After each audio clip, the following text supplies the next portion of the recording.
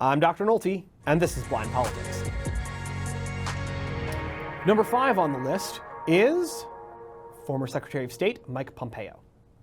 If there were betting odds as to who will be the Republican vice presidential nominee in 2024, I would put a lot of money down on it being Mike Pompeo. He's got the perfect profile for a vice president. He was a congressman from Kansas, then became CIA director, then became Secretary of State.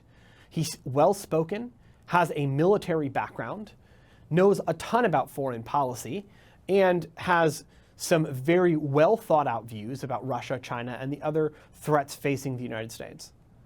In other words, he's a great person to balance the ticket.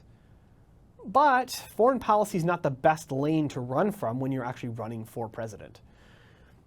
Generally speaking, the American people don't want you to mess up on foreign policy, but it's not the top burner issue. And Pompeo's profile is heavily skewed in that direction. I could see a Youngkin or a DeSantis or even a Trump tapping him as vice president, and he would be excellent in that role, but I don't see as clear of a path for him. Pompeo certainly is a social conservative, but again, his social conservatism expressed itself most prominently in foreign policy. So it's hard to see him having a leg up in the socially conservative state of Iowa, which would be a must-win for Pompeo. It's not impossible, and there is a potential path for Pompeo, but I think he's much more likely to be the Veep than the president. But if you're Mike Pompeo or a Mike Pompeo fan, take heart. Republican vice presidents have a lot more fun than their Democratic counterparts. Just think about Joe Biden during the Obama administration or Kamala Harris during the Biden administration.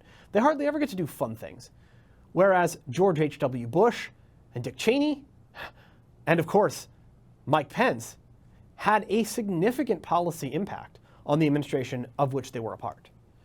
So vice president in a Republican administration, especially when you're brought in to balance the ticket and be the foreign policy guy, isn't necessarily a terrible gig.